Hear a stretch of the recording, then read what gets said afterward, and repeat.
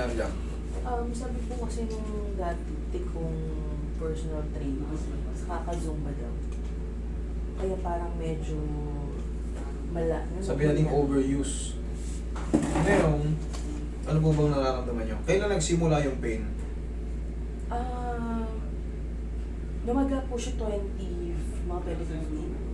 Ba? Matagal na. Lumaga siya, tapos hindi namin siya pina-check up kasi okay naman. Problema, mahina na po. Mahina siya. Lalo na po medyo mababa yung upuan ko. Anong nangyari dyan, ma'am? Kung nagpa-check up kayo, napa-x-ray nyo sana, titignan natin yung tinatawag na clearance. Kasi way back 2015, 2025 na ngayon, isang dekada na po. Bali, yung mga napupudpud po kasi natin ng mga meniscus o meniscal, hindi na po yan nakaka-recover ng ano. Siyempre, araw-araw pa tayo naglalakad. Yung mga dating mga... Kasi mayroong types of meniscus tear. Eh ano, marami yan dyan. Hindi po yan basta-basta nakaka-recover. Lalo kung, siyempre, araw-araw tayo napupudpud. Yung iba,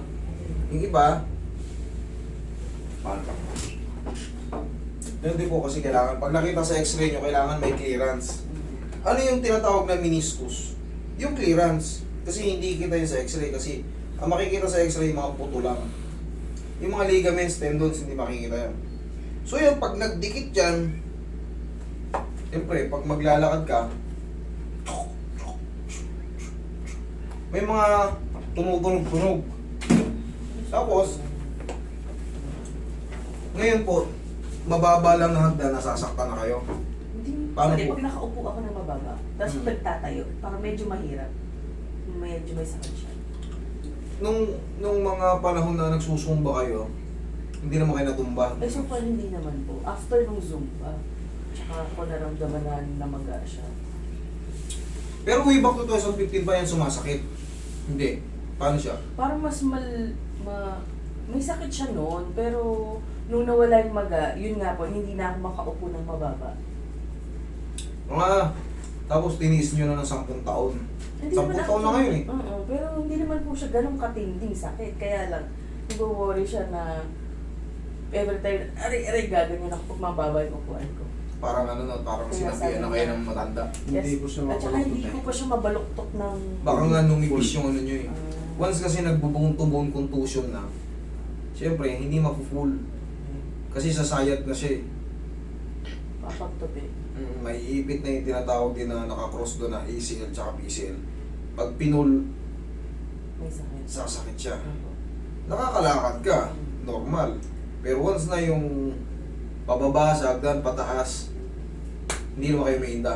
Hindi Medyo naman ano po. lang, May sakto lang. may sakit, pero hindi O, yun. bearable. May sakit pero bearable. Yes. Sige, tingnan natin. Dapat yung ganito, kasi 10 taon nakalipas, checkin nyo kung ano. Kasi titignan natin lang yung clearance eh. Yung clearance, So, pwede sa repano. Tawag nito. X-ray. para malaman, tapos send nyo sa akin. Tapos i-advise ko pa kayo. Marami tayong ituturo sa inyo kung anong nangyayari. Sige, higa kayo. Kasi, pag tinamaan na kayo ng, ang kadalasan naman tawag dyan, degenerative change. Degenerative osseous change. May tawag na gano'n, may tawag na osteoarthritis, may tawag na degeneration lang. Hindi mo ma-plot.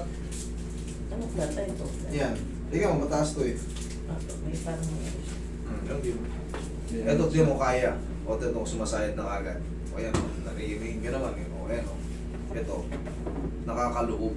O, abot ko yung dito yung ito. Sasayad na muna rito.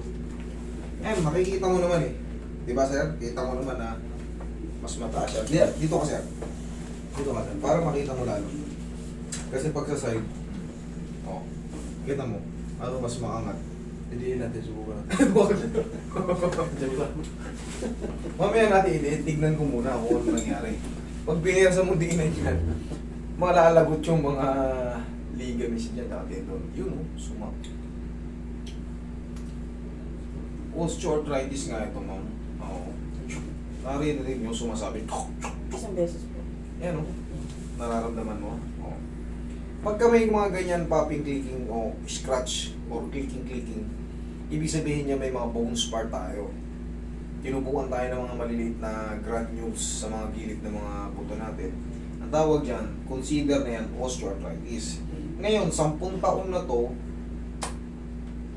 hindi siya nakaka-recover talaga ng full. Talagang meron na yun dun. Tapos, syempre, ang sagot pa rin dito, yayanig-yanigin nyo lang to, tapos pag sumakit siya, haplusin nyo na ng paho. Hindi naman wag lang talaga yung severe na osteoarthritis. Ang osteoarthritis lang kasi, tumutubo yan, lalo kung na-injury kayo tapos hindi nyo napapaayos. Ito mo lang.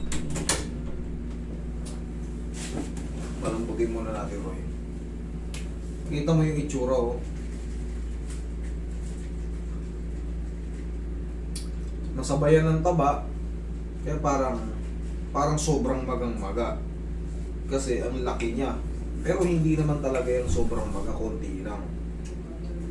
Hindi niya lang ma-perfect na ma-full stretch at pagtupi. Malamang, kakasumba niyo noon, siguro baka ano pa kayo, instructor pa kayo. Hindi po. Sabi ko kasi nung sa pagtutwist-twist daw ng paa, sabi nung Yan, overuse. opo. Kung ganun talaga ang naging eh.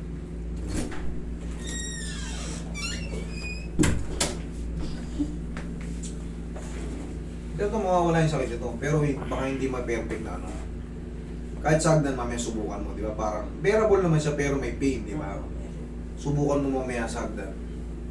Akyat ka pababa, pataas. Tapos syempre, yung mga movement na parang jogging.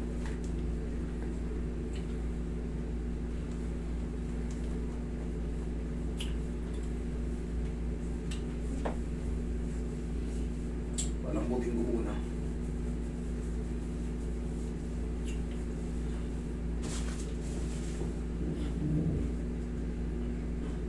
Sakit? Ako meron siya. Huwag mo na rito.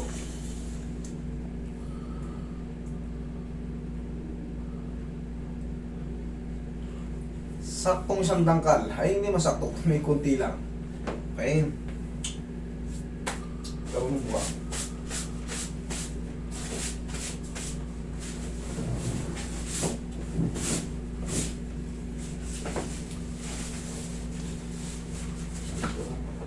Relax lang.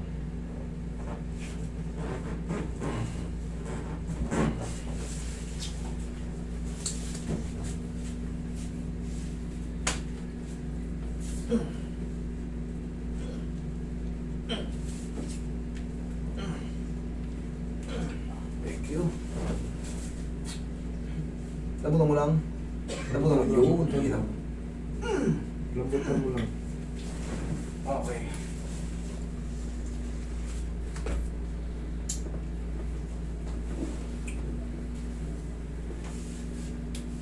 Ipaun nyo lang to tapos stretching na. Tuturuan ko lang kayo ng mga simple stretching. Hold and stretch lang. Ganun na. 1, 2, 3, 1, 2, 3 lang. Para makabalik sa dating ano. Pero kailangan nyo, kung gusto nyo malaman, yes, yung distance, titignan natin. Kung bakit nagkaganon. 10 years ago.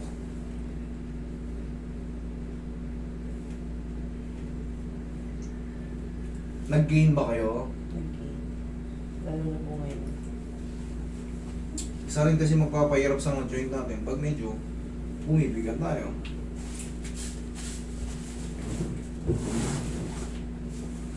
Nabuta mo lang. Isa pa. Thank you.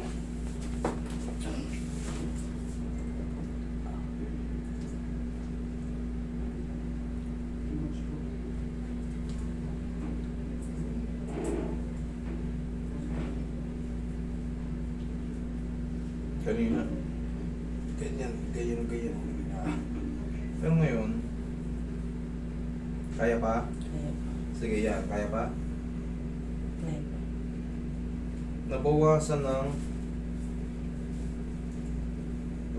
ng ganito. Straight nyo lang, ma'am. Gas lang, ha.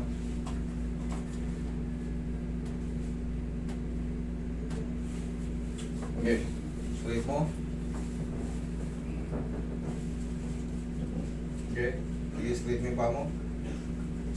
Tuwid mo, ma'am. Hindi, pag ano, Yan. Nasasaktan kayo, hindi naman. Hindi po. Hindi kayo nasasaktan.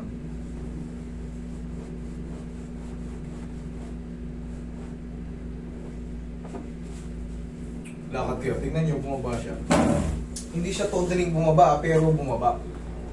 Lakad kayo. Tingnan nyo ngayon. Obserbahan mo.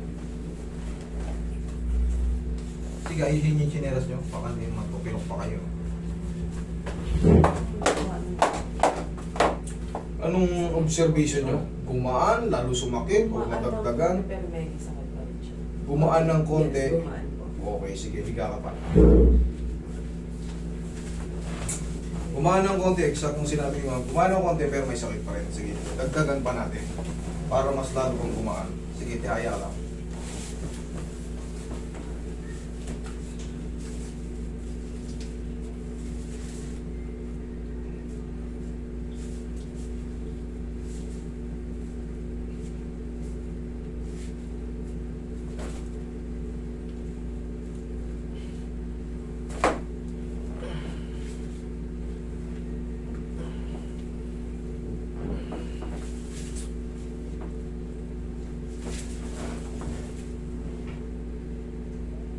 Ganito ka lang.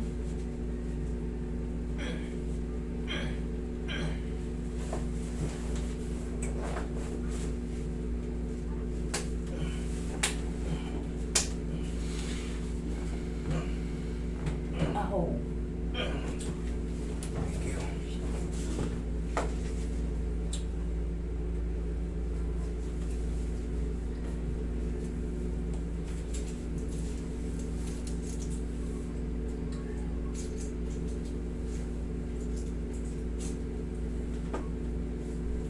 Ilaglag mo naman. Yan.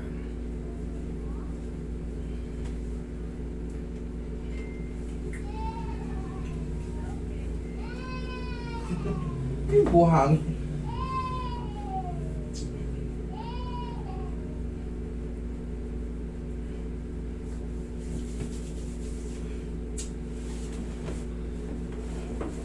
Kaya?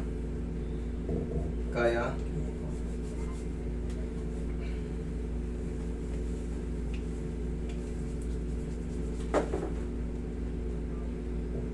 Kaya? Kaya? Kaya?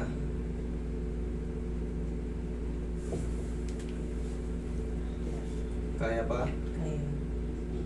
Kaya pa? Kaya po po. Kaya pa? Okay, relax.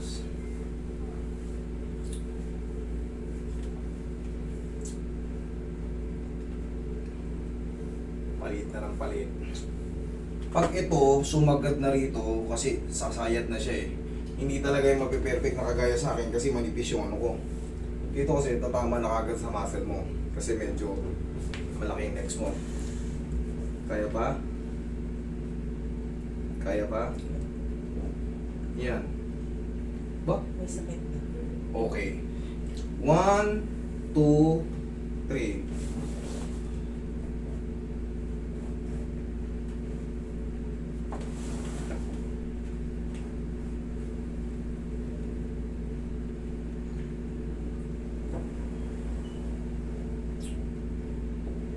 Kaya pa? Kaya pa? Kaya po. Yan. Sakit. Sa tingin ko, yan yung pinaka-maximum.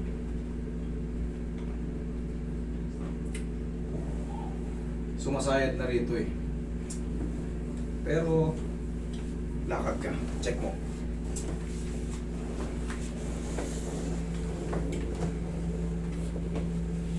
Doon ka sa hagdan mo, para malaman mo. Para pwersado. Sige. Mas maganda. Sige.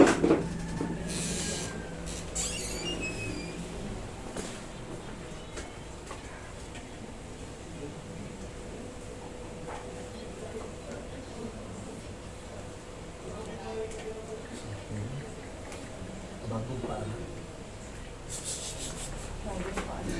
Bagong pa. No.